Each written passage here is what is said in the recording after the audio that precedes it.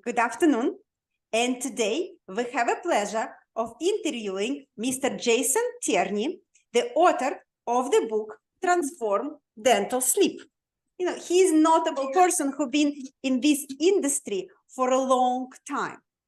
And yes, I usually say thank you very much to our audience. And if you have a sleep problem, so sleep next to the snoring partner, please click like and share button. But today interview more towards professional, medical and dental professional like me who wants to help people sleep and breathe better. We're going to shine a little bit different light on entity of dental sleep medicine with Jason. So good afternoon, Jason. Good afternoon. Thank you for having me. And I usually like to introduce my guest, but I think your pathway and final result with that, I want to give you opportunity to tell us about your journey, how you become excited about dental sleep medicine on every step, because for me, you've been in every trench, I would put it in dental sleep medicine, and you be able, not being a doctor, being strategist, to observe a lot of us. And you express your opinion in a book. So tell us how you got excited and what made you write the book.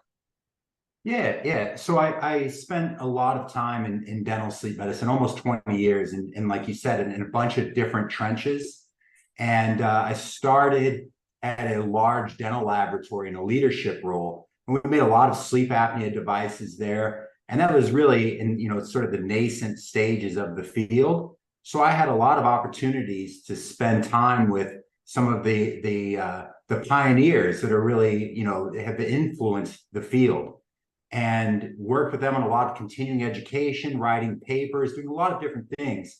And I found that while there were some really good products out there, not a lot of dentists were having good fortune with implementing, really treating a lot of patients. They saw the need, but they had they ran into these challenges.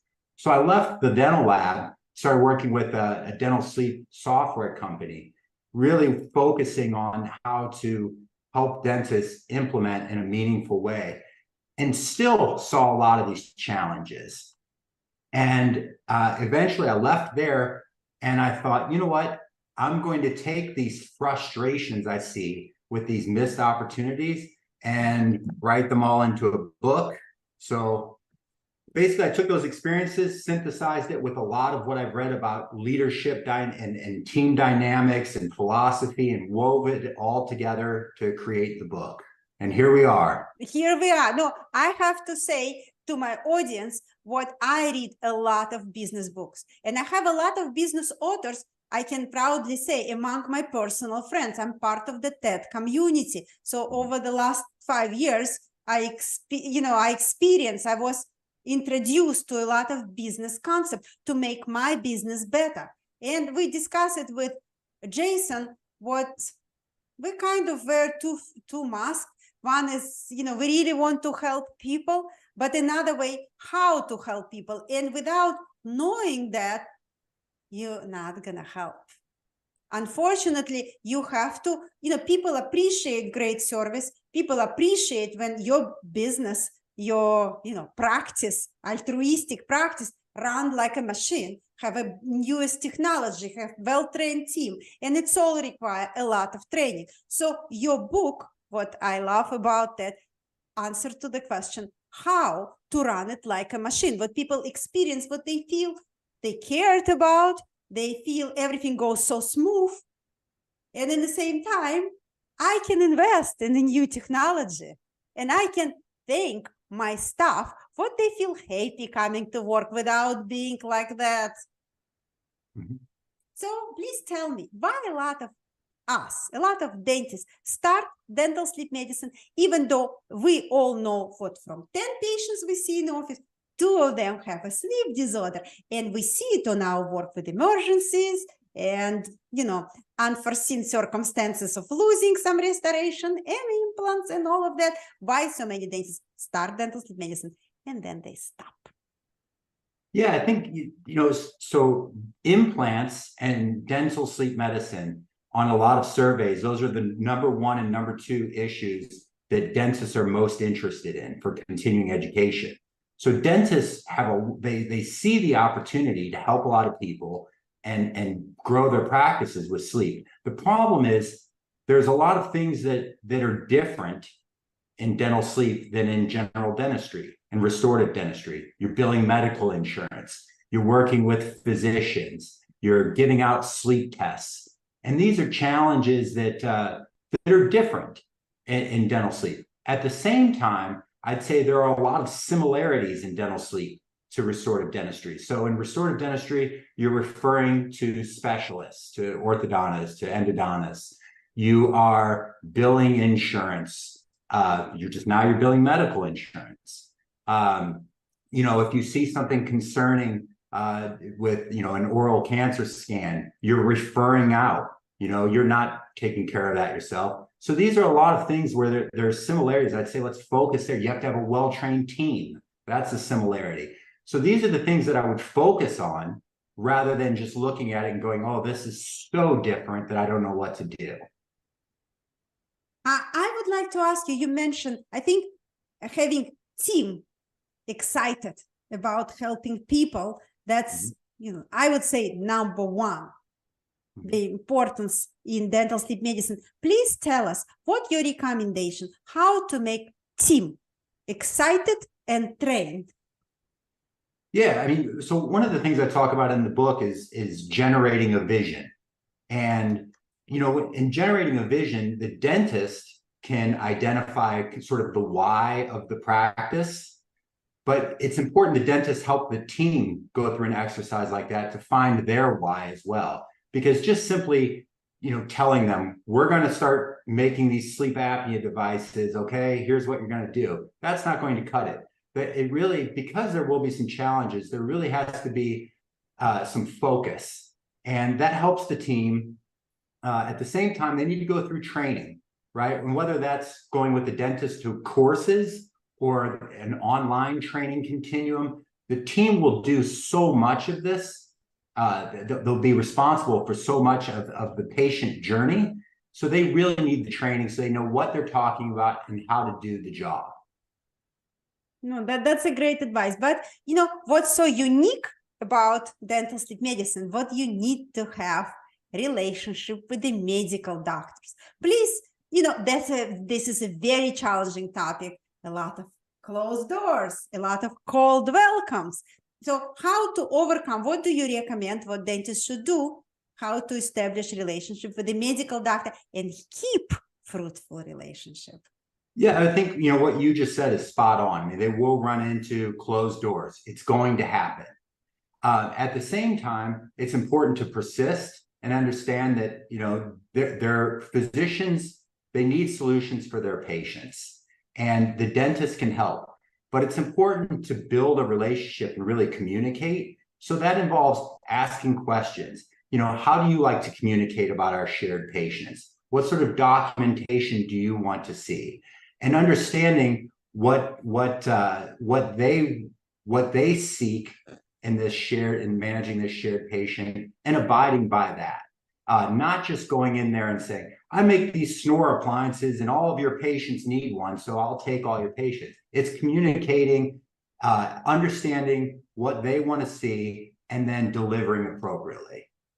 I'm wondering, going back to medical doctors, why it's so important for the team to have a designated person who gonna visit medical doctors and sleep lab.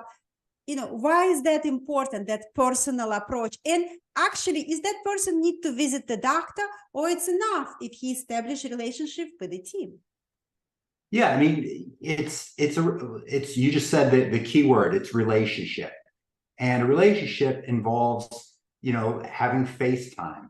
A relationship involves, having one primary point of contact. And if you don't have that one person, if it's not one person's job, it's probably nobody's job. And then you don't get any traction. So building that relationship, building that rapport between that sleep champion or that sleep marketer and the physician's office is key. establishing a rapport. People want to do business, and this is a business. And people want to do business with people that they like. People want to do business with people that they're familiar with. And if you have that designated person, you're far more likely to really get some traction and develop an ongoing, a continual referral relationship. I really like what you mentioned about sleep champion. Tell me, who is the sleep champion and how to grow one? Sure. Well, they can come from anywhere. Okay. They don't have, I know sleep champions that worked at Starbucks, and I know sleep champions that were hygienists that maybe got kind of burnt out. So it's important to identify this person that's personable, that's affable, that's driven, that is, self-motivated. But they really have to be personable and affable, because they're going to need to communicate with the team, the rest of the team. They're going to need to communicate with patients, with the dentist. So they're going to really have to communicate effectively across multiple different channels, and probably even with physicians. So you're going to have to be able to do a lot of these different things. And that needn't come from within the dental practice. I give an example in the book. If you go to a grocery store and the checkout person, this one person you always see, is so likable, and they remember you, and they relate to you, and they're juggling all of these different things while they're carrying on conversation with you, that might be a great person to be your sleep champion. So take note of those things. Don't just look within the practice, look outside too. And give those people the training, the education, and the autonomy then to do the job. And they'll probably blow you away. Your patients will love them, your practice will love them, and you'll love them. Thank you. And now going back into trenches, tell me, why metrics is so important for dental sleep medicine? When I was in dental school, they did not teach us about any business metrics. And, you run day by day. Some days are bad, some days are good. So please tell us, what's important metrics for dental sleep medicine, and why is that important? Yeah, well, so often dentists don't have designated benchmarks. It's just kind of like, well, things are going good and I'm able to pay my mortgage, so I guess everything's all right. And metrics are key. You've got to know what numbers matter to determine how successful the business is. And in dental sleep, there's a bunch of different metrics that you can look at. In the book, we cover maybe 15 different metrics that a lot of practices use. Everything from how long it takes from the time a referral is received to the time that patient is scheduled, or what the average collections is per patient. These are all different metrics that you can pay attention to, but you have to know what these are so you know what's working, what's not working, and then you can eventually pivot or correct accordingly. No, that's great. I mean, I love those metrics, and I had a business coach previously, but even when she talked to me about metrics, it didn't ring bell as loud as it read after I read the book. This is our book. Yes. And I highly recommend to people who are listening and who wants to incorporate dental sleep medicine, or to have, I would say, a practice what run like well-oiled machine, to read the book Transform Dental Sleep. And we're going to put on a bottom below our interview, we're going to put all links to Jason website and to Amazon book, which, I really enjoy the book. I would like to ask you the last business question. Marketing for dental sleep medicine can be so unique. What strategies and tactics you found to be effective in helping dentists? And I want you to talk about social media influence. I'm a big proponent of the creating communities, and I know you do too. And I want to mention actually about the people who wants to learn more. They have to attend the symposium you're going to run in Phoenix, Arizona in February, Transforming Dental Sleep. So I think that idea of the community gonna actually happen in front of your eyes, and you're gonna learn a lot. So we're gonna put a link for that conference as well. And I want you to talk about, community, marketing, social media, what you recommend specifically for dental sleep medicine. Yeah, I mean, in dental sleep medicine, a lot of the same marketing tactics that work in restorative dentistry work for dental sleep, only they work better.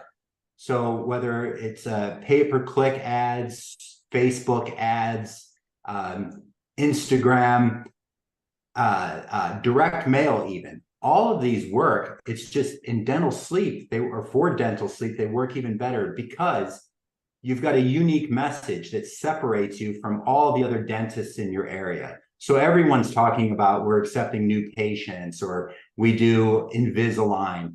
Every practice does it. So it's difficult to differentiate yourself. Whereas dental sleep medicine, talking about people being tired of their CPAPs, people snoring, bed partner snoring, these are things that really set you apart. So it's the same tactics with a unique message that works.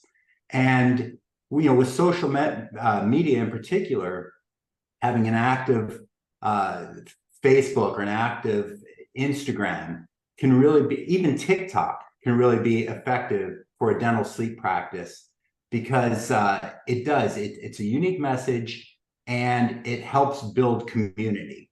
And community, like what you're doing here, Dr. Sokolina, is crucial, because it really helps set you apart as the expert in your area, and it brings people together. And again, that creates referrals, and that brings people together, and they trust you. And with that trust comes more referrals, more relationships, and a better future. Thank you very much. We really appreciate you took your time and explained that. And if people have more questions, they can, contact with you through LinkedIn or your website and blog. And I highly recommend to read your book and attend the symposium. Thank you, Jason.